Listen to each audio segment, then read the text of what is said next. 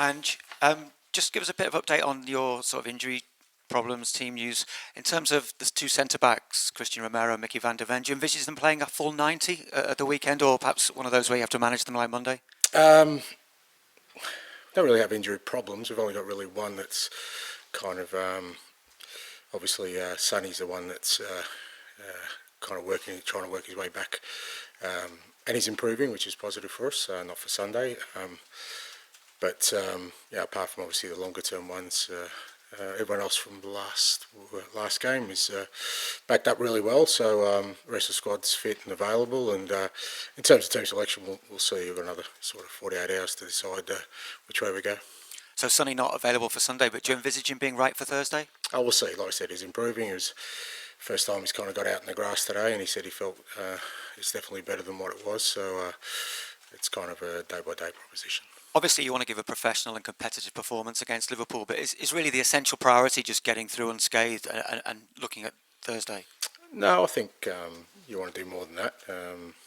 You want to go there and compete against obviously a very good side and compete well. And it's not about just getting through unscathed. You want to get through, having played well against a top team. And I think, irrespective of sort of what's on the horizon, that's still of sort of primary importance to us.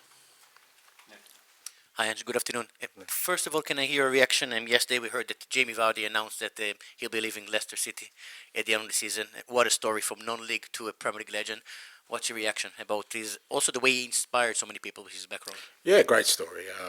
And I haven't seen sort of the story around it, but I assume he still wants to play because I think he still can play. But yeah, look, incredible story, and there's always the ones that always stand out are the ones that are unique, and he's certainly got a unique journey that it's inspiring for everyone. There'd be, when you see where he started and reaching the pinnacle of the game, including winning a championship. Incredible, great servant. Not too many who end up doing it at the majority at the one club, which is also a testament to him. And great career. And his longevity shows that he obviously knew what was important for him to always be in the best condition, and made sure he always looked after himself. There's a lot of lessons there for many aspiring young footballers, and he's a great example of the different paths that people can take to get to the top. It's not always elite academies and big contracts when you're young. It's about working your way through, and he certainly did that, and he's earned everything he's got. If you look at Spurs this season, in Europe, you're only 3 games away from potentially winning a trophy. On the other hand, in the league position is obviously below where you were hoping for and everyone else were hoping for. How do you try to balance it emotionally from your perspective, from the fans' expectations, the players as well? I think, you've just got to try and deal with what's before you. And as you said, we're well aware that our league form and league position is nowhere near good enough. But we also know that there's an unbelievable opportunity on the horizon. And, I think irrespective of, this club's had many seasons, and a lot of clubs have many seasons where they've done outstandingly well in the league, but don't have the opportunity we have right now of being in a Final Four in a major European competition. So, that's, I think that's where the focus is, and that's where the focus should be, irrespective, especially for a club that, hasn't had a lot of success recently. Like I said, we've got a wonderful opportunity. The players have, and the club has, and collectively, if we, we give ourselves every opportunity to progress to a final, then I think, hopefully the momentum we gain from that will give us a chance to do something special. Jurgen Klopp, Jurgen obviously left a very strong and positive foundation at Liverpool when he left. But did you ever think that Arne Slot, first season in English football, first season at Liverpool, will lead Liverpool to where they are 1 point and they will win the Premier League? Yeah, look, I wouldn't have discounted the possibility. He's an outstanding manager, and as you said, he picked up an outstanding team. They've been brilliant in the league this year. They've been really consistent, maintained a really high level. they've had their best players playing all the time and playing at a really high level, and that's a credit to Arne and his coaching group and to the players themselves, because they've been close in the last few years, and the fact that they're on the cusp of potentially winning another title, I think, is a credit to everyone involved. Hi there, Ange. Just want to ask about Sonny. Has it just been rest he's needed, or treatment, or a bit of both? Yeah, a bit of both. It's just, like I said, it's obviously a foot ailment, which because it's weight bearing, you just need to give him some rest, give him some time off it, and get some treatment. But the main is just, I think, just to get him off his feet for a week and allow it to settle so that he can start this process of getting back. Christian Romero did an interview where he spoke about his future and maybe what might happen in the future. I just wondered what you made of that and how important it is that Spurs keep a player like him. Yeah, I mean, I haven't read the report too closely, but I mean, it's like me, mate. If you get asked a question, you've got to answer it, and I'm sure there's a lot of, if you ask me a lot of questions about my future, you'd probably get some great headlines out of that as well. But it doesn't change. What's important right now is not Christian Romero's future or anyone else's future, is that we've got an unbelievable opportunity to do something special at this football club.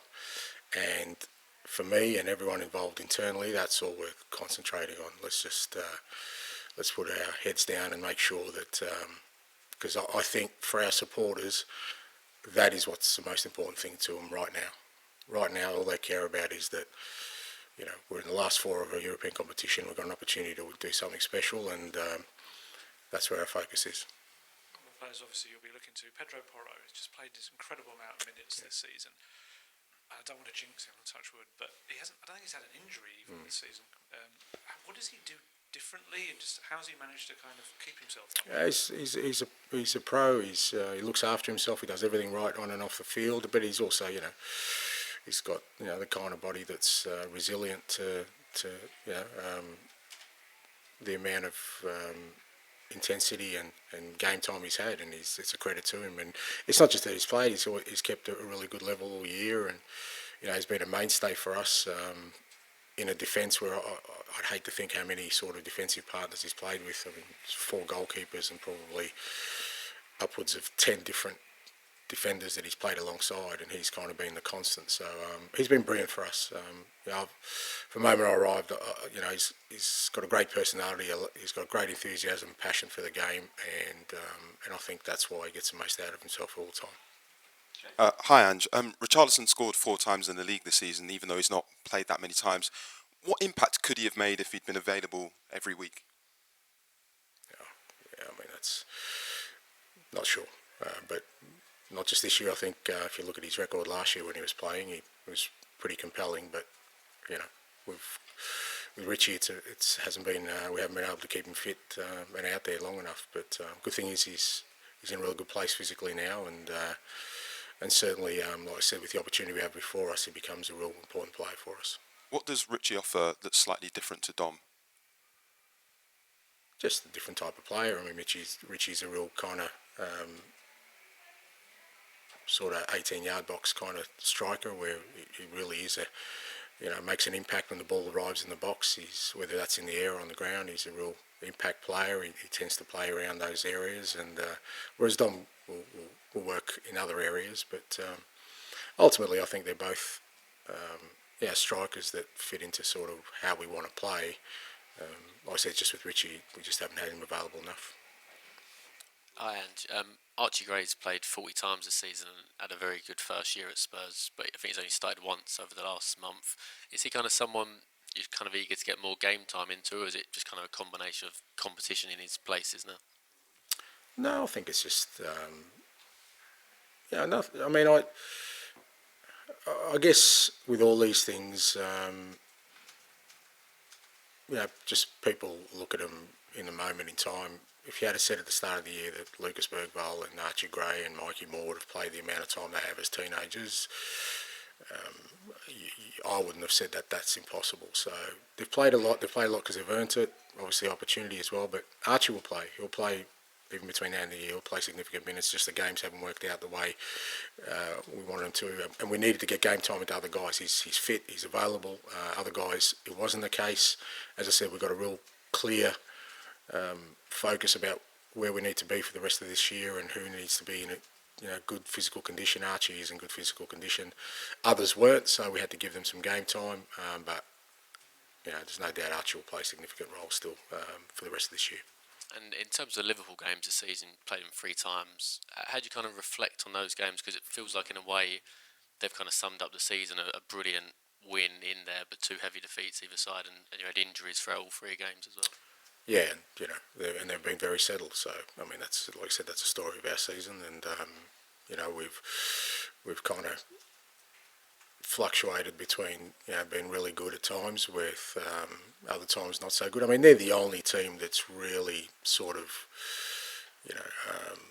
beaten us comprehensively. I mean, I'm not really sure what the figures are, but out of the 18 games or whatever we've lost in the league, I think 15 of them have probably been by a goal. So it's not like but Liverpool for sure, they opened us up a couple of times. But like I said, in the cup game, I thought in the first leg we were really good. We took the game to them, even though again we had quite a few absences and worked really hard to get a win in that game. So we know it's going to be tough on the weekend, but at the same time, I think it's a great challenge for us.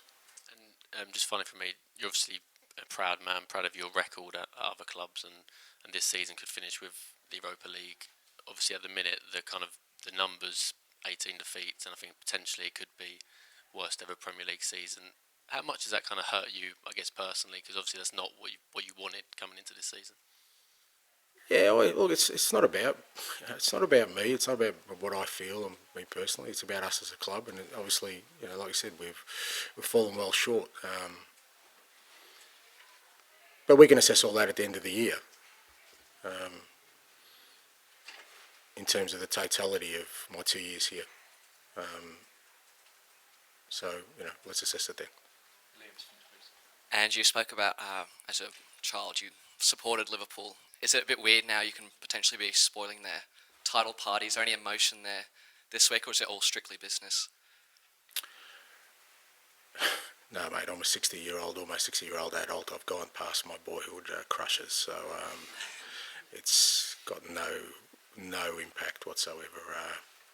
I have great admiration for the football club. Yes, I supported it when I was younger, but